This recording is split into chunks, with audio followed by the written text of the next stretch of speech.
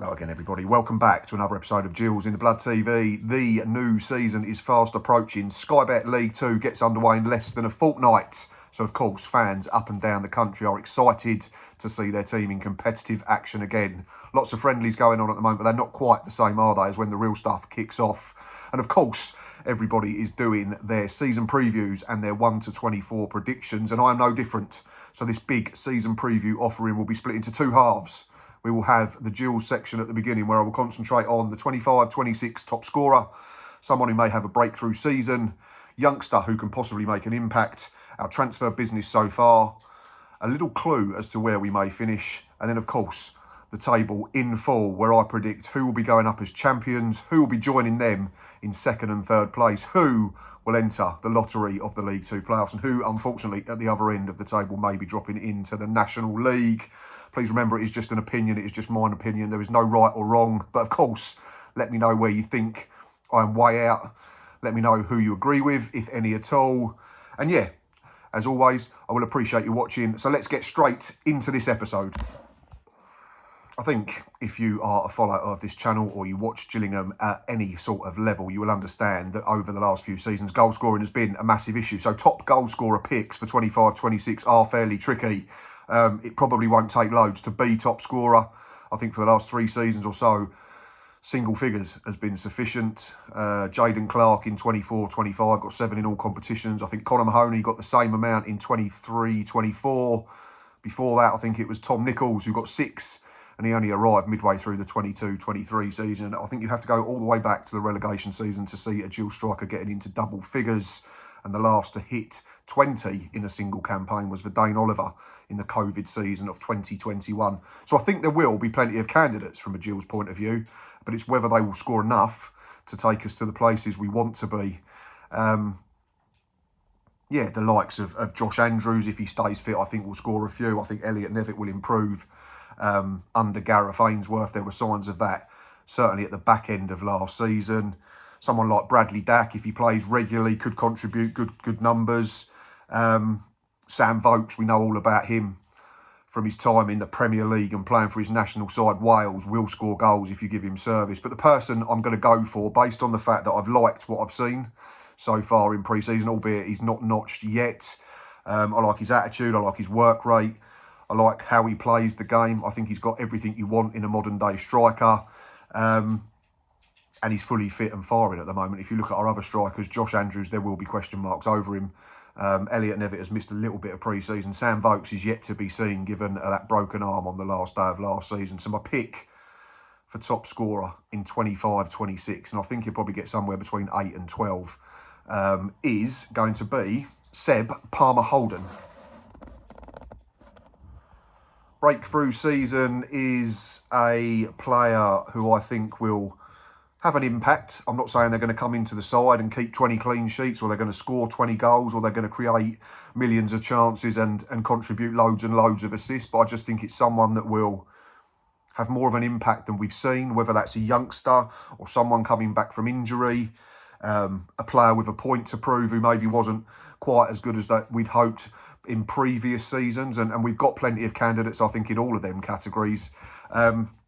I've been really impressed with what I've seen, of this individual throughout pre-season. He started every game. Now, I know the caveat is that the first 2 friendlies, even 3 potentially, I've not seen the Southampton one behind closed doors, were essentially 2 sides for an amount of time. But he's looked apart, he's looked fit, he's looked sharp, he's getting into positions that you'd want him getting into. He's creating chances, he's getting into goal-scoring positions. And I think if we're to have a relatively good season, whether that's, striving to get into the top half, to be a top 10 team and improve under Gareth Ainsworth, as he's mentioned, with this process that we're going to have to go through in this 2-year journey, or whether that's to try and get in the top 7 or higher, whichever it may be, I think this player's going to have a good campaign. He's going to have to stay fit. And I think the early signs are fairly encouraging. So my pick to have a breakthrough season is Bradley Dack. Now on to a youngster who I think will make a positive impact on the side during the 25-26 campaign, and we've got a couple of candidates, I think, because I think if you look at under 24, that's what the criteria is for Young Player of the Year with the Gills Awards, I think. So I've tried to look at that.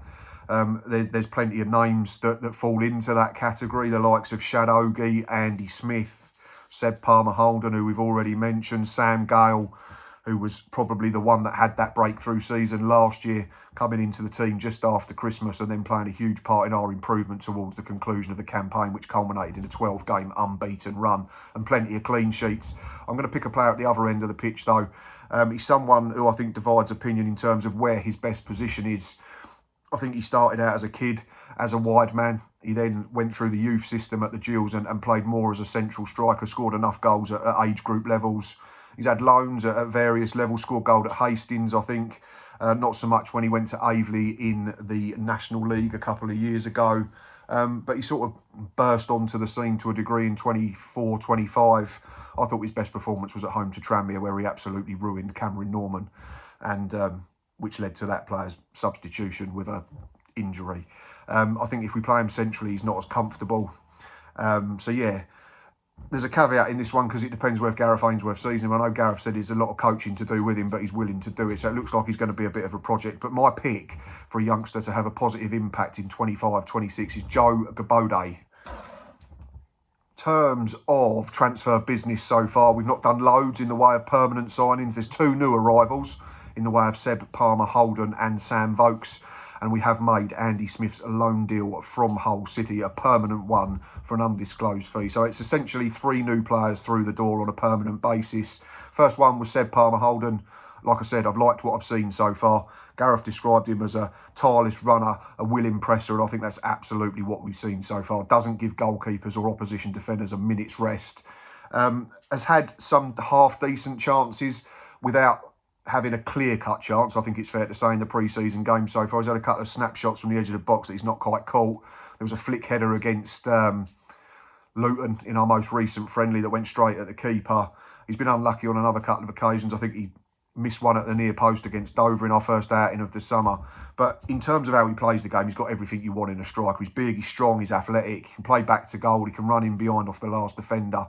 It'd be interesting to see how we play him. Do we partner him with another centre forward, maybe a Sam Vokes, and let him run off of his flick-ons? Do we partner him with an Elliot Nevitt or a Joe Bodo, who's going to be the one maybe running off of his flick-ons?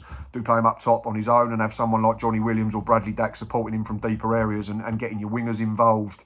So yeah, promising signs from Seb. Sam Vokes, I think, does exactly what he says on the tin. When he's fit, he's going to be a threat if we give him sufficient service. He's scored goals at every level of the game throughout his career, from Premier League, Championship, League One, international level, for clubs like Burnley, Wolves, Stoke City, most recently Wickham, where he played under Gareth Ainsworth.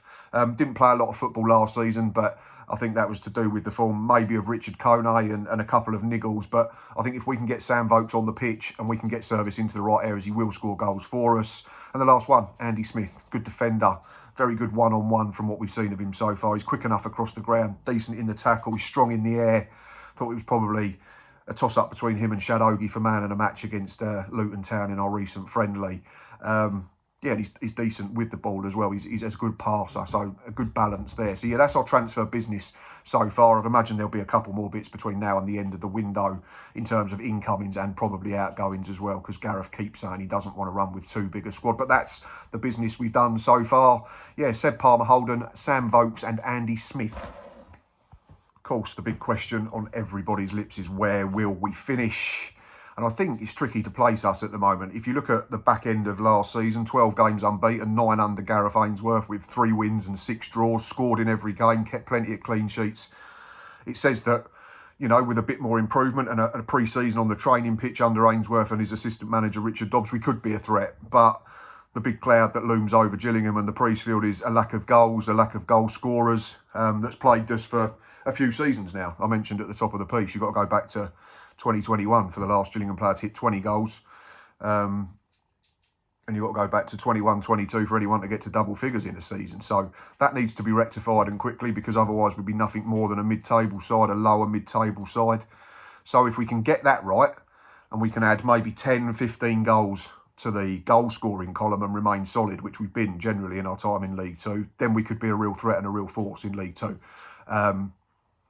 But the other side of the coin is, if we still struggle to score goals, we're relying on set pieces and 1-0 wins here and there, it's not sustainable. So that probably means we stay around the positions that we finished in this division so far, which was 17th, 12th and 17th. Now, I think we'd be better than the 17th place finish of last season, because I think Gareth Ainsworth will get more out of this group.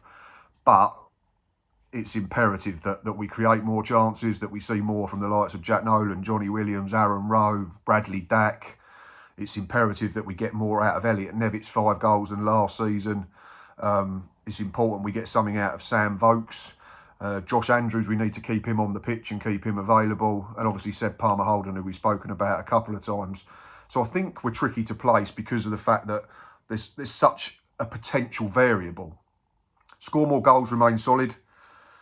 Score a similar amount of goals.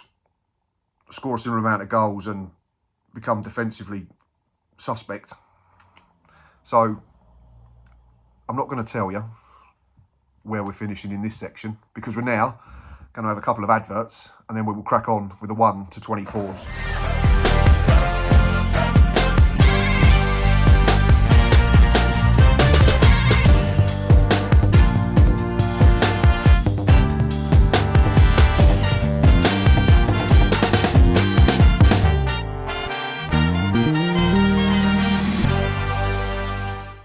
Right, time for me to lock in that League 2 table for 25-26. And what we've done this year is plenty of research. I've got 6 categories: managerial ability out of 10, managerial experience, goalkeeping depth, defensive strength, midfield options and attacking prowess. That then gives every single one of the 24 clubs in League 2 a rating out of 60.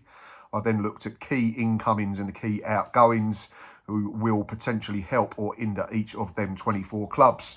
And then, based on that points tally, we end up with a final League 2 table. I was contemplating adding in friendlies, but I just think that I've seen so many times down the years where clubs have a poor pre-season and do really well, or vice versa. Clubs have a really good pre-season, win against, you know, more fancied sides, and then have an absolute shocker when the real stuff starts. So I've left that out, yeah. So we've just concentrated on them 6 categories. I will do it in reverse order. So unfortunately, if you'll hear your team's name early on in the piece, I do apologise. But like I said right at the beginning, it's just an opinion, and it certainly doesn't mean it's a right opinion from me, as was proven last season when I backed MK Dons to win the league and I backed Gills to finish 4th. And I think I also backed someone to really struggle and they've done really well. I think Colchester rescued me. Anyway, enough waffle. On with the 1 to 24s in reverse order. In 24th position, unfortunately, in the first relegation spot, I have gone for Newport County. So I do apologise to the Amber Army, but I think there's a lot of question marks over Newport this season. They've appointed David Hughes in the summer, coming out of the Manchester United Academy. I think that could go one of 2 ways. It could be a raging success and then they're finishing a lot higher, or if it doesn't quite work, there's a lot of inexperience. There's not loads of ability in terms of EFL experience and management for Hughes. I think their squad's average. I don't think they've done enough with recruitment. They've brought in a couple of goalkeepers, haven't they? One of them is Nick Zarnev, who was released by Northampton Town, who was good a few seasons ago for Wimbledon, but hasn't played a great deal. He's in to replace Nick Townsend, who's moved on. Other signings, Gerard Garner, I think, from Barrow, and Matt Smith. But for me, they're all a much of a muchness. So for that reason, unfortunately, in 24th place, I've gone with Newport County. 23rd place is a club who I think it's fair to say his fan base thought, after they dropped out of League One a couple of years ago, may have a season or 2 of consolidation and then start picking up pace and pushing up the league again. But it's not really turned out that way. They've got a young-ish manager who I think lacks experience in the EFL. I think he's decent enough, John Doolan, don't get me wrong. But I think that, coupled with the fact that there's not been much in a way of freshening up the squad, there's not been much in the way of a good atmosphere off the pitch. I think there's been disputes with their chairman, Andy Holt. There's a lack of freshening up in the squad. I think in terms of notable incomings, I've written down Isaac Sinclair coming out of non-league, one that could be very good. But yeah, that's about it. They've not lost many in terms of what you'd call key players for their relative level within the division. But unfortunately, I think this may be a season where we see them return to the National League. So my pick in 23rd place is Accrington Stanley. 22nd, I've gone for another club that were recently in the division above. The manager is Michael Flynn, who I think, aside really from his job at Newport a few seasons ago, has been underwhelming as a gaffer. Since then, poor spells at Swindon and Walsall. Did all right at Cheltenham last season, but is there enough about him or his squad together to be anything more than a bottom half team, a bottom third team? I'm not so sure. Bought in a couple of players this summer, the likes of Lee Angle, Robbie Cundy. Cundy was highly rated a couple of years ago when he dropped down to this level. We had him on loan in 2021 in League One and he was very good, but his career has stalled somewhat. Didn't really play last season at Notts County. But at the same time, I think he could be a key player for them based on the level of their squad. Lee Angle, I've already mentioned, seems to have been around forever. Does he score loads of goals? No, not really. It'd be good, you know, for the dressing room in terms of experience and leadership, but anymore, I'm not so sure. And they've lost a couple of key players from last season. Tom Bradbury and Owen Evans have gone elsewhere. So for that reason, my pick in 22nd position is Cheltenham Town. 21st is a side that changed their manager last season, and I like the gaffer that they brought in. He was very, very good at non-league level with Solihull Moors. Will he be able to transfer that consistently, though, over a 46-game campaign in League Two? Remains to be seen. That manager, of course, is Andy Wing, and I am talking about Barrow. Now, the Bluebirds have done some intriguing business, I think it's fair to say. That the three names that I've written down in terms of potentially key incomings are Charlie Ragland, Scott Smith and Tyler Walker. Tyler, we'll start with, was very, very good at Lincoln a few years ago. He then went to teams in the Championship, I think Coventry, Nottingham Forest. He had a spell at Mansfield as well where he done well in this division, but we're saying a few years ago, so there's no guarantees that he replicates that form. He's certainly got ability. Charlie Ragland looks probably the pick of them three signings. He's moved there after getting promoted out of the National League with Oldham Athletic last season. But they've lost some key players who were just that to their relative success or stability in the division over a couple of seasons. The likes of Robbie Gotts, Dean Campbell and Kean Spence have all left for other clubs. So, yeah, for me, there's a lot of question marks over this one at the moment. So for me, in 21st place, I've gone for Barrow. There's a theme here, as in 20th, I've gone for another recently relegated side, and they came down from League One as recently as May, finished bottom of the pile in that division as well, went down with pretty much a whimper. I'm talking about, of course, Shrewsbury Town. Got Michael Appleton in charge these days. Plenty of experience, you cannot question that, but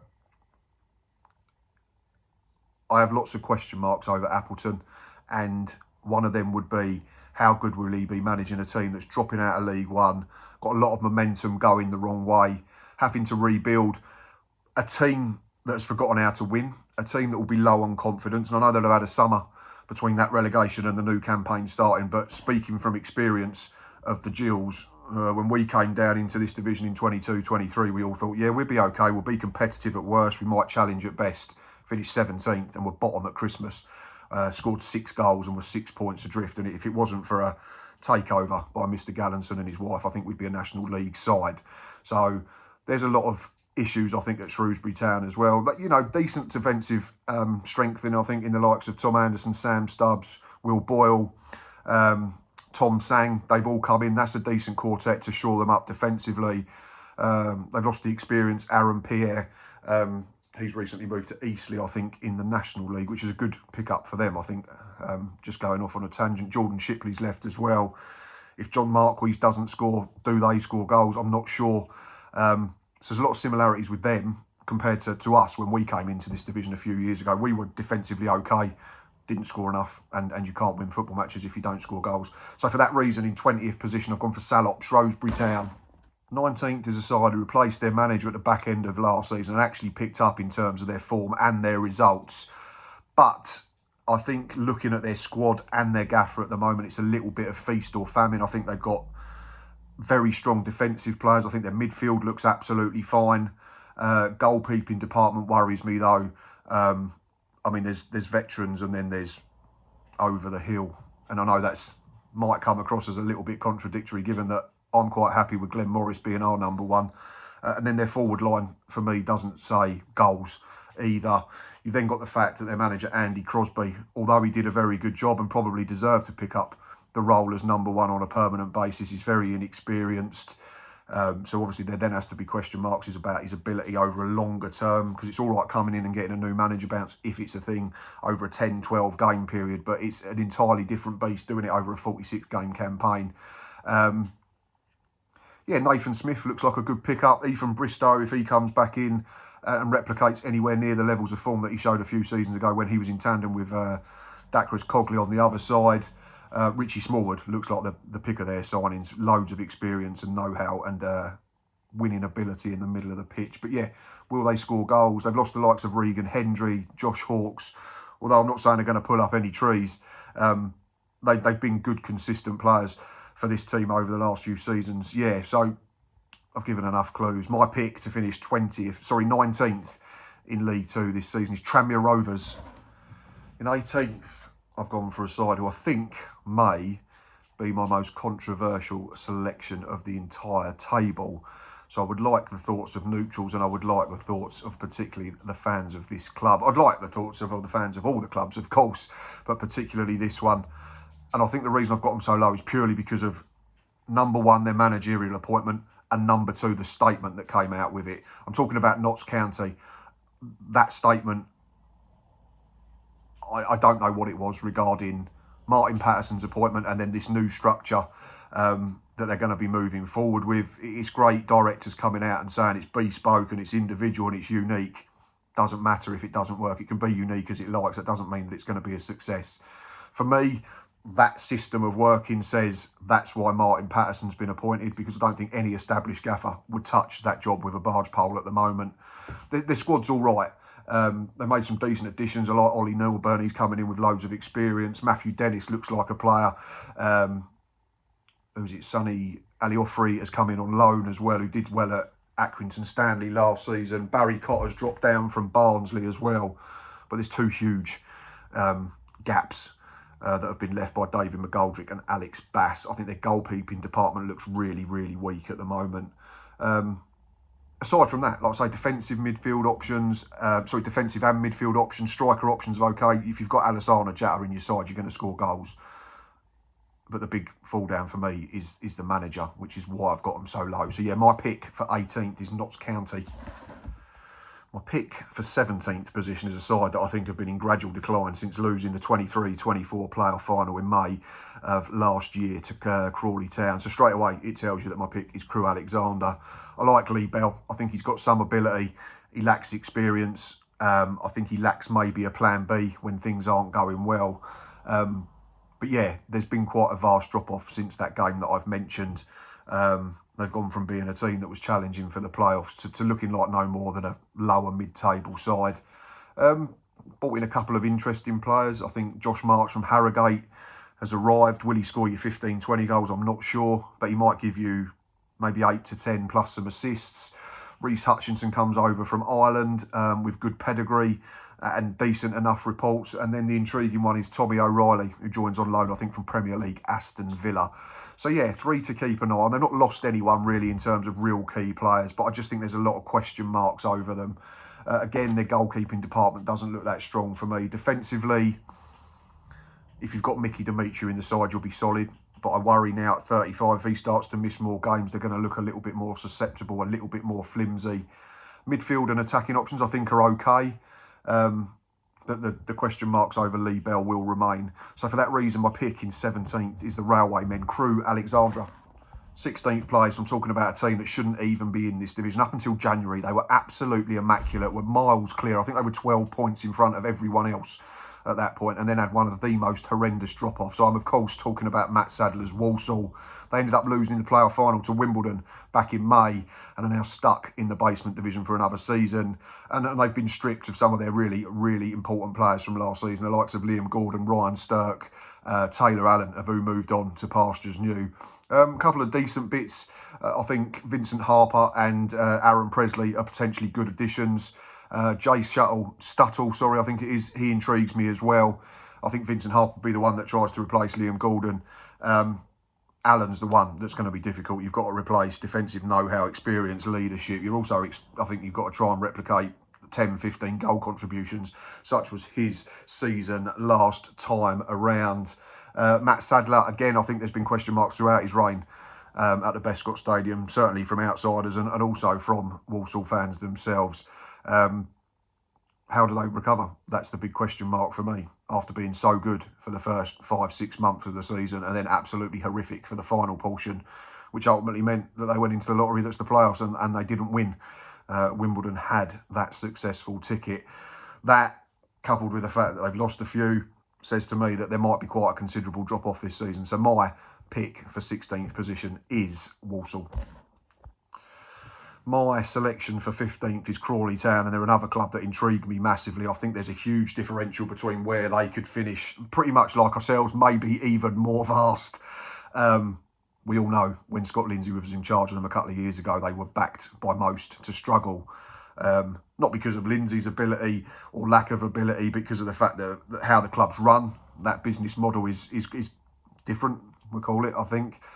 And they surprised everyone, didn't they? And they played really good football. They scored loads of goals. They absolutely destroyed MK Dons in the playoff semi-final to the tune of 8-1. And then were comfortable winners against Crewe at Wembley. They have come straight back down, though, after a season of toil in the league above. Scott Lindsay's a good manager. If he gets the type of players that he wants to play the style of football that he wants, then they will be a problem. He's fairly experienced, so I don't think they've got any issues there. I don't think the MK Dons job has tarnished his reputation too much.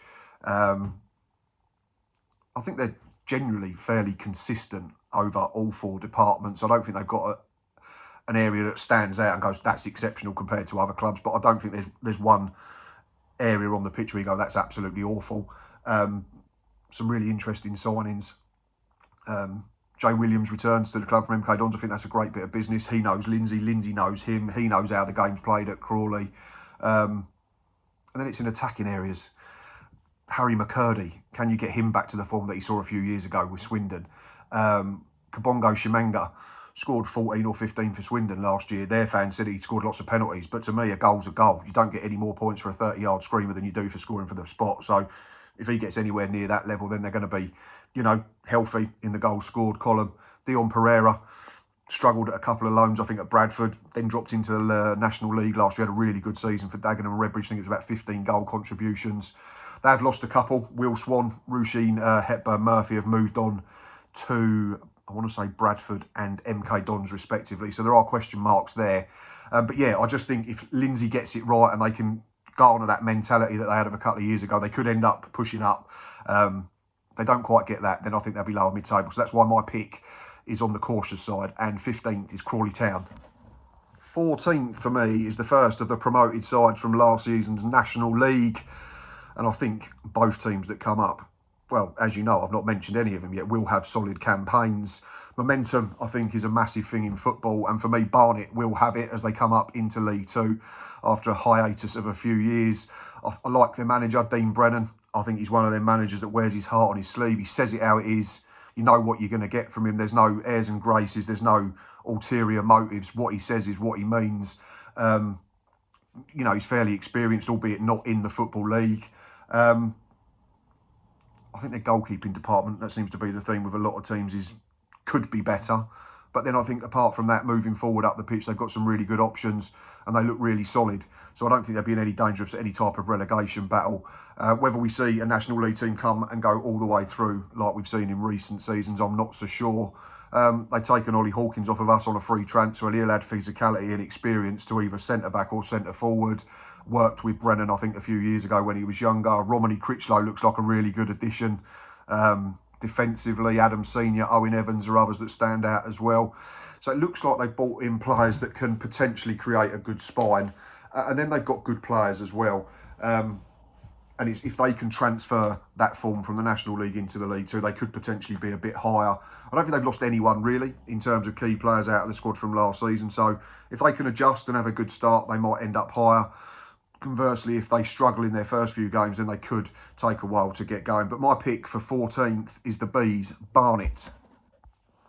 13th is another of those clubs relegated from League One last season. They are managed by our former gaffer and their director of football is another former manager of ours. So it'll be like Friends reunited twice in the up-and-coming campaign. Obviously, I'm talking about Neil Harris and Mark Bonner. So therefore, my pick for 13th will be Cambridge United. I think in Neil, they've got a really good manager at the level.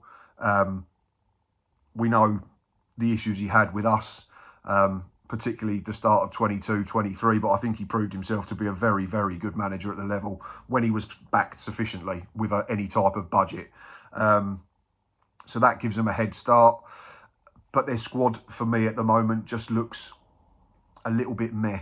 And I mean that with the utmost respect. And I know that there's lots of time in the window now, so it could look very different come the end of August, and I might be changing my mind. But I have to get these out before the campaign starts.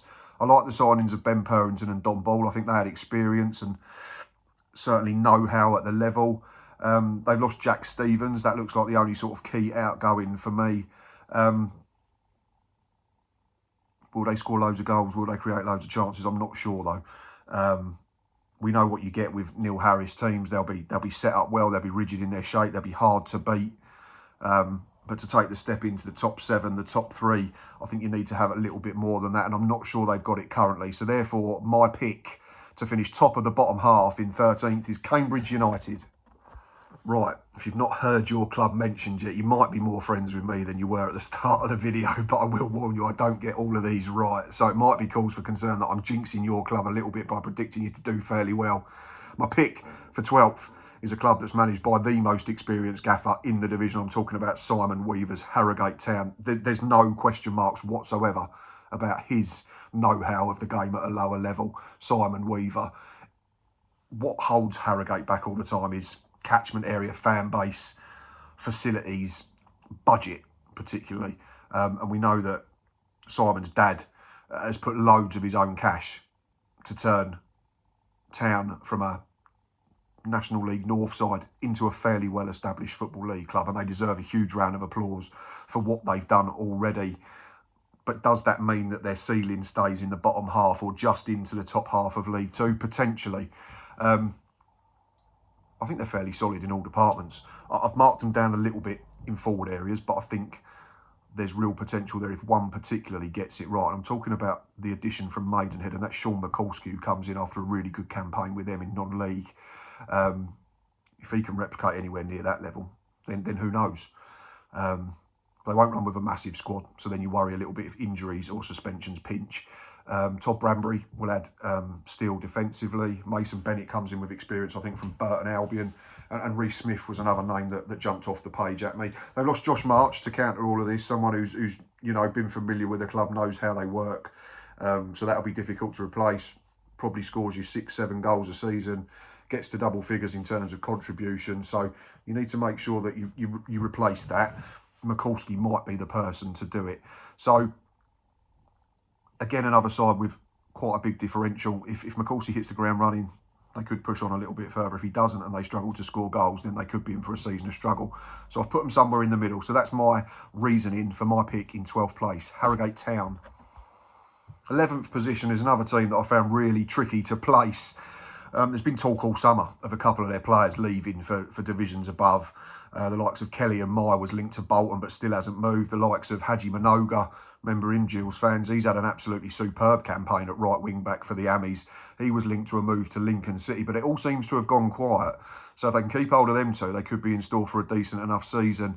They've added some really interesting players, the likes of Callum Cisse, Adebola Aluo, Jay Bird and George Grant. George Grant was very good in the EFL a few years ago. He's been up north of the border, I think, playing in the Scottish Premier League. If he can replicate anywhere near his best form, that looks like a really clever addition. Carl Robinson, you get exactly what it says on the tin. He'd be loud, he'd be brash, he'd be confident in his own ability. Loads and loads of experience, been promoted out of divisions with previous clubs. Yeah, I think Salford City are probably 2 departures away from a season of struggle, or keeping them and one really good signing away from jumping into the playoffs and, dare I say it, potentially the top 3. So they're really tough to pick a position for at the moment. What do I think is more likely? That would be my question. Is it more likely that Mai and Manoga leave than them bringing in a star signing? I'd say yes. So for that reason, my pick at the moment in 11th place is Salford City. We move into the top 10, and in 10th position are a side that have done some really clever business for me this summer. Defensive reinforcements, creative wing back,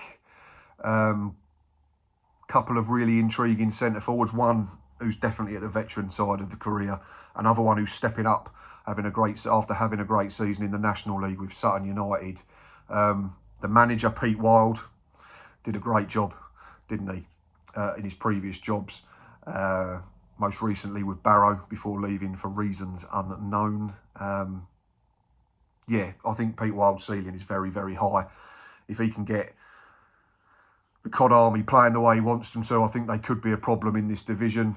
I think in terms of goalkeeping area, defensive area, midfield areas, they look solid without being spectacular. But I think they've got a forward line that could be really, really explosive if they get it right. They've lost a couple of players. That's the nature of the beast. A club of their size at this level, Phoenix Patterson and Brendan Wirradu have moved on. But I like the way they've gone about trying to replace them. You look at Denver Hume, 12 goal assists last season, I think it was. Will Davies, 16, 17 goals for Sutton. Toby Malarkey, I've been a fan of for a long time. He's dropped back into this division with Crawley after being relegated and moved on to Fleetwood. Was very good, I think, for Rochdale over half a season when he went there a couple of years ago. Couldn't keep them up. James Norwood will always be a fan favourite wherever he goes. He'll wind up fans of opposition teams, but I think if he's in your camp, then you're going to love him to bits. So yeah, Fleetwood Town look really intriguing. Look like they could potentially be a problem. So they're my pick for 10th place. In 9th position, I've gone for the second promoted team from last year's National League. They won at Wembley at the start of June in the most dramatic fashion against Southend United to return to the Football League after being stuck in the National League for a while. They were one of the original members of the Premier League going all the way back to 1992. So it's great to see Oldham Athletic back in the Football League. Will they be a little bit behind in terms of recruitment? Will they be a little bit behind in terms of when did their pre-season start? Will they be able to get enough friendlies in because the new campaign starts earlier because of next season's World Cup? Who knows? But I think they're minor issues. Mickey Mellon, vastly experienced at this level, been successful in the lower leagues for absolutely forever. There were question marks, I think, over him last season in the National League when they was having a dip in form, but he proved when it was needed most, he got it absolutely right. I think, you know, every department that you look at on the pitch, they look fairly solid. So I think, like Barnet, there's no danger at all of them struggling. And I think, if anything, they might push on towards the top 7. They've signed some really experienced players, and I'm not saying they're all going to be first choice. Donovan Daniels didn't play a lot for Walsall last season, but he'll add leadership, he'll add experience and know-how. Kieran Morris, Josh Hawkes, been around the block at this level. Jack Stevens, a good player. Ryan Woods is the one that jumps off the page for me. Was playing in the Championship not so long ago. Was released by Exeter out of League One. I know they lost Charlie Raglan to Barrow, which was an interesting one. But yeah, I think they've more than compensated it with their business so far. I had Michael Fondop in my dark horses for top scorer in the division this year. We'll take inspiration from someone like Michael Cheeks. If Fondop can replicate them goals, having been something of a journeyman in the Football League previously, I think they're in for a good season. I think they'll be super solid. So my pick in 9th is Mickey Mellon's Oldham Athletic. On to probably one of the most horrible positions in the table. Aside from the bottom 2, and if you're getting relegated, I think 8th is a horrible place to finish because you're missing out on the playoffs by a single spot. So you're not getting promoted and you're not even getting a chance to go to Wembley. So I do apologise for fans of the Ravens. I am, of course, talking about Bromley. Andy Woodman, absolutely cracking manager at the level, loads of experience, former Arsenal goalkeeping coach before he went into his first managerial job here. Used to be a very good keeper back in the day in the lower levels for Northampton Town. Was linked to our place back in January 2022, but turned it down to continue his project with Bromley, and what an absolutely superb decision it was. An FA Trophy win and promotion via the playoffs at Wembley in May 2024 have followed, and they were absolutely superb in their debut campaign in the Football League. I think in Dean Smith, they've got one of the most reliable shot stoppers in the lower levels. And they just look really solid across all departments. If you look at their business, defensively, they've added Carl Cameron, released by Notts County, to go with people like Omar Shawumni. So I think they'll be super solid defensively again. Couple of interesting additions in the middle of the park. Will Hondermark and Mitch Pinnock are both on board for the new campaign. My only concern, and it may sound a little bit weird, is Michael Cheek. And I mean this because if Cheeky doesn't replicate the numbers that he did in 24-25, will they score enough goals to be in the top half of the table? I'm not sure. They bought in Marcus Dinganga, I think it was, from Gateshead last summer. Barely got a kick, and understandably so, because Cheek was absolutely brilliant in scoring 25 goals, contributing 5 or 6 assists, and deservedly winning League 2 Player of the Year. But if he was to miss any period of football, how did Bromley respond without their key man? Because Dinganga was stepping up from National League into League Two, much like Cheek. But the difference is Michael Cheek had scored 15, 20 goals for 5, 6 seasons on the bounce previously to arriving in League Two. So that would be my only concern. I think if he has another good campaign, they could invariably get in the playoffs and dare I say, challenge the high places. If they don't, they may just drop into the sort of high sections of the bottom half. So for that reason, my pick for 8th place is Bromley. Top 7, and a team that will occupy the first playoff place, if you believe me, come next May, is David Artell's Grimsby Town. Thought he's done a really, really good job there since he's arrived. I think it's fair to say that when he first got the job, it was consolidation, it was assessment, it was working out which players could play away he wanted them to play in a certain system. And now might be the campaign where they really kick on. They threatened the playoff places in 24-25, but did fall away towards the end of the season. But in Artell, they've got a manager who's been promoted out of this division before, loads of experience, loads of ability. And they're another team that just looks fairly solid across all departments. Interesting signings for me. Christy Pym will add experience and strength to a goalkeeping department. Jamie Walker, having left Bradford, will bring leadership, ability, experience, a little bit of craft. They then brought in Jaden Sweeney and Zach Gills, who look like positive additions. In terms of departures, you'd say Denver Hume is probably the biggest one.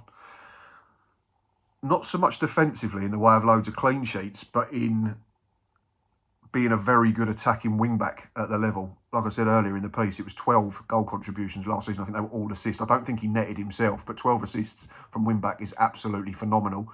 So it's whether they can replicate that and replace that. Jordan Wright's moved on as well, but I still think they've got enough about them. They've got Danny Rose, who's probably one of the most underrated centre-forwards in the division. So if he scores goals and others contribute as well, I think they're in for a really good campaign. So for that reason, my pick in the first playoff place in 7th is David Artell's Grimsby Town. 6th place is a team that will be strong defensively, that will have loads of options in the middle of the park, and they will be managed by one of the best at the level, the very experienced and very good Gareth Ainsworth, who tasted loads of success at this level a few years ago with Wycombe Wanderers, taking them from the depths of League Two into League One and eventually the Championship. Gills are a really funny club to pick for me. Now, I do this research based on the ratings that I've done. Like I've said, out of 10 for 6 different categories. I base it on transfers in and out.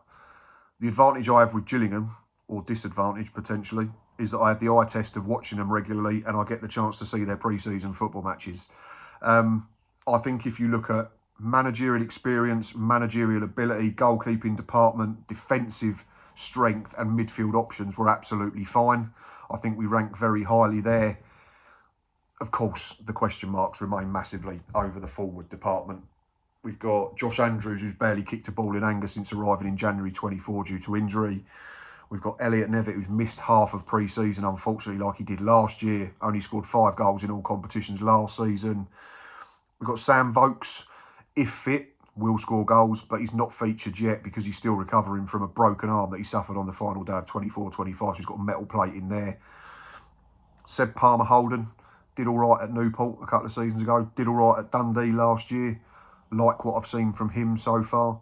But will they score enough goals to sufficiently improve our goals for column that takes us from being a mid-table side, a one-dimensional side, to becoming not free scoring, but a more threatening and a more potent outfit, and coupled with defensive resilience, one that means we can push on into the top 7, maybe the top 3. I'm not sure yet. I've seen us play 3 friendlies. I watched us against Dover, first run out. So it's all about minutes. We won. We looked defensively solid. But you have to remember the level we're playing against. I thought against Reading, first half, we were really good. Got him behind a lot. Bradley Dack was involved a lot. Seb Palmer-Holden was involved a lot. Joe Bode off the left was really good.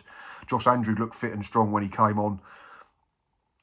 Most recently, though, against Luton Town. And they will be a problem in League One. So again, the same way you talk about Dover, you've got to realise it was a higher level of opposition. Players that have played in the Championship and the Premier League in recent times. But but we seem to quickly run out of ideas. Once Luton worked out how to play against us, we just clipped it into a channel and said, Seb, Joe, go and chase it. We've got to be cuter than that. If we score more goals and remain defensively solid, I think we can get in the top 3. I really do. But if we continue to struggle, and there are certainly signs of that in the pre-season matches, we scored, you know, 1 goal in the 3 games I've watched and a penalty in a behind closed doors friendly against Southampton. We won't be any more than a mid-table side. So like I said at the beginning, there's a huge differential. Score more, remain defensively solid. Remain defensively solid, but still struggle in front of goal. Still struggle in front of goal. Get defensively susceptible. But I'm going to be positive. So my pick for 6th is Gillingham. 5th is a team that I had to get in the playoffs last season, and I was questioned by plenty on social media. They did let me down in the end, but not by much. I think they finished 10th in the end. The Essex outfit, Dan Cowley's Colchester United. Yeah, they were one of my success stories of last season, and there were some absolute disaster classes as well. I think they've recruited really well this summer. They've not bought in loads, but they bought in Jack Tucker on a permanent, having had him on loan from MK Dons in the second half of the season. Bought in Dominic Gape, who'll provide experience at the level. And they don't seem to have lost many. I know there's, I think, a rumour going around that Samson to Davide is being linked to MK Dons at the moment, but what striker isn't? The new Wrexham, potentially. But yeah, in Dan Cowley and his brother as assistant manager, they've got loads of experience and know-how of National League football, League Two football, League One football. Matt Macy, 21 clean sheets last season. They've got a really good goalkeeper. Defensively, they look fairly solid. Jack Tucker and Dominic Gape will add to that in defensive roles or midfield roles, protecting the back 4. Yeah, they've got good players in midfield options. I like Jack Payne, was very good last season. I like what Aurora Edwards brings. He was very good against us in both games. If they lose to Vide, they've still got the likes of Lyle Walker, Lyle Taylor, sorry, who scored loads of goals last season. I think he got to double figures. So yeah, they drew plenty of games last season. So if they can turn 5 or 6 of them draws into wins, then they're going to be a real threat and they'll be up there challenging again. So my pick in 5th position is Colchester United. In 4th position is a team that have struggled for a couple of years at the level, you know, poor decisions at boardroom level, poor managerial appointments. But they finally got one right, didn't they, when they appointed Ian Holloway. Now, one of the characters of the game, played in the Premier League, managed in the Premier League. He seems to have managed absolutely every division available. Vastly experienced, quirky, individual, unique. I think character traits that Ian Holloway brings. We remember his post-match press conferences when he was managing Blackpool in the Premier League. They're absolute gold. He's done a brilliant job at the county ground since he's gone in there. And I think their squad looks well balanced and well stacked with decent options. Connor Ripley's arrived on a permanent, having been there on loan. That looks like a really solid addition. Defensively, they got the likes of Will Wright, who was probably one of the best centre-backs in League Two for me last season. He got into my League Two team of the year. Former player of ours, Tom Nichols and Darren Oldacre have both gone in. DJ struggled with us, dropped down into non-league, was very good at Chesterfield, got them promoted. He's moved on, so will he be able to adjust to different surroundings and a different voice? If he does, I think he's very, very good. You know, got all the ability in the world technically. So we'll keep him ticking over in the middle of the park if he plays. Tom Nichols will add that sort of link man role. So yeah, and then you add to the likes of Harry Smith, who got 15 goals last season. They will be a threat if they can keep everyone fit. Again, another side that I don't think have lost anyone really in the terms of key players. They've just added to the group. So yeah, I think they're going to be a real deal next season. And it's been long overdue if you're a fan of that club. So my pick in 4th position is Swindon Town. In 3rd position and the first automatic place is a club who were relegated out of League One last season. Now, for a few years, I was very much against placing teams who'd been relegated out of League One in high positions because I'd seen the likes of us and Crewe and Wimbledon and others come down and struggle and suffer and have something of a hangover. But I took the plunge last year and I put Port Vale in to go straight back up and they didn't let me down. So I'm doing it with another club. I'm talking about Darryl Clark's Bristol Rovers. Now there's something of a, you know, romantic feel-good story here, isn't there? Darryl Clark, the man who got them promoted into the Football League years and years ago, has come back to try and get them back into the 3rd tier. It's been successful at the level. It's got loads and loads of experience. Like I say, knows how to get promoted out of this division and out of lower leagues. Yeah, and their squad looks really good. I'm not going to lie. Goalkeepers, they look fairly solid. Got good options there. Defensively, they look really strong. They brought in Luke Southwood between the sticks from Bolton. I think that's a really shrewd bit of business. They brought in Jack Sparks from Peterborough, Alfie Kilgore's return to the football club at centre half. So they're going to have a solid base to work from. And then if you can add midfield options and goals, then they'll be a threat. Josh McEachran, I think, is coming in midfield as well from Oxford United. He'll add loads of know-how and technical ability. He'll help you keep the ball. And I think they've got a very young midfield. So he'll help out the likes of Camille Conte, who I think is a terrific prospect if they can keep him fit. Forward areas, again, is just where I'm not quite sure. But I think they will be a threat, and I think they'll create chances with the players that they've got at the football club. So for me, yeah, they're going to be a real force in League Two next season. So I think the fans of the Gas can be highly excited about a productive campaign. My pick to go up in third place is Bristol Rovers. Runners up, but promoted automatically, are a team that I did have for a long time this summer, my champions, until another club, who we'll get to shortly, decided to start buying everybody. I'm talking about Paul Cook's Chesterfield. Now, if you don't love Cookie, then why not? I think his interviews in the press are absolutely brilliant.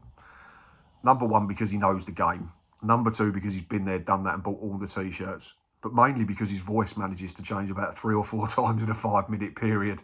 He's got such a good CV at the level, hasn't he? So you're not going to find many better managers than Paul Cook. Chesterfield, the Spireites, lost in the playoffs last season, didn't they? But, you know, if someone had said to them at the start of the campaign, you're going to get in the playoffs, they'd have bitten your hand off. It's always disappointing to lose in the semi-final. But I think it sets them up to be really, really good this season and a real threat. Goalkeeping options, I think, are absolutely fine. They're solid enough. Defensively, I think they're fine, albeit they might lack a little bit of pace and a little bit of youth. I think there's too many that might be the wrong side of 30. But if you get into the other half, they've got loads of scary options, haven't they? Midfield and attack, I think, are probably as good as anything in the division. Dylan Markande was on loan in the first half of 24-25 before going to Leyton Orient and not getting as much game time. He comes back on a permanent basis, which is an excellent addition for the Spireites. Ryan Stirk looks like another really clever addition. And the one I want to see is Lee Bonis, who arrives from overseas, having had a really good campaign. You add that to the likes of Will Grigg and Paddy Madden and all them other attacking options that they've got, Armando Dobra. It's almost impossible to say that they're not going to create chances and they're not going to score goals. So if they can just be solid defensively, then I think they're going to be really, really good this season. So therefore, my pick to finish as runners-up is Chesterfield. The team that I've picked as champions for 25-26 are the same team that I picked to finish top of the pile last season, and they hugely let me down by finishing 19th. Like us, they went through 3 managers, which is never a recipe for anything but disaster. But I think it's almost impossible to look past Paul Warne's MK Dons for the upcoming campaign. In Warne, they've probably got top 3 manager at the level, dare I say, at the best. I think he's maybe managing at a level below that he's capable of at least. Done a brilliant job with Rotherham, didn't he? Get them into the Championship. Loads of experience, loads of know-how, plenty of promotions. I think their goalkeeping department's fine. I've always rated Craig McGillivray. I think he's one of the best and most experienced stoppers in the business at this level. Defensively, they've still got loads of options. They've added Gethin Jones to that, coming in from Bolton, who I think plays right back. So it'll be interesting to see what system they go with. I think it will be a back 4 this year under Warne, which will be different. So if you've got some small question marks, it'll be maybe how they adjust to Warne's philosophy, which I think will be a lot different to what we've seen with MK Dons teams in recent years. But I've always said you can't have too many good players. Have they? Certainly from an opposition perspective, I think they have. They're almost cheated, it looks like. Nathaniel Mendes-Len comes in on a free transfer, having worked with Warne previously, I think, at Derby, out of the Championship. He was in the Premier League only a few years ago. We've already spoken about Jones. Aaron Collins, rumoured to have been bought for nearly £1 million, which is absolutely staggering in the 4th division. Will Collar comes in with loads of experience and a promotion from this division in the last couple of years with Stockport County. Then you just add to the existing squad that they've got. They've got loads of good options in every single area. I know Dean Lewington retired Mr. MK Dons. I thought that might be an issue. You're not just replacing experience in terms of game time and match appearances, but you're losing someone who's just synonymous with MK Dons. I know he's staying at the club in an academy role, I think it is, but the business they've done, I don't think it's going to be too much of a hindrance at all. I think even if they start slightly slowly while they adjust to the way that Paul Warne wants them to play, I think they've got enough about them to then really, really improve and go through the gears fairly quickly. So my pick as champions for 25-26 is MK Dons. Right, that is it for my Mammoth season preview video. Thank you, as always, to the Gills fans and to everybody else who is watching. Do not forget that myself and Lee from Around the Grounds will be doing a new show throughout the new season. So look out for more updates on that on all social media platforms from myself and Lee. I will put the timeline in the bottom of this video because I understand that if you're an opposition fan, you might not want to watch the Gillingham section. So I will put down when the 1 to 24 starts. If you have watched it all, whether you're a Gills fan or an opposition fan, thank you very much. As I always say, please, can you consider hitting that like button? Please consider pressing subscribe. It's free to do so. All you need is an email address and it helps me out massively in the channel and spreads the word. Let me know in the comments. Let me know on X. Let me know on Instagram where you think your team's going to finish, how badly wrong I've got it, whether I've got it correct. I'm sure them instances will be few and far between. But like I've said a couple of times, it's just an opinion. It's just my opinion. It doesn't mean anything. There's no right or wrong. Yeah, looking to do, like I say, more League 2 content like I've done throughout the summer. If we could get to 75 likes on this one, I would be really, really appreciative. So thank you very much. We will be back Tuesday night for a match day live at the Cufflink Stadium, I think it is, Ebbsfleet United against the Gills. We will then return on Saturday for our final pre-season fixture at Prince's Park as we take on Dartford. And then the week after that, the real stuff gets going in earnest. There will be a match preview with an Accrington Town fan before we head off on another long away day on the opening day of the season. But until then, thanks for watching. And of course, up the Gills.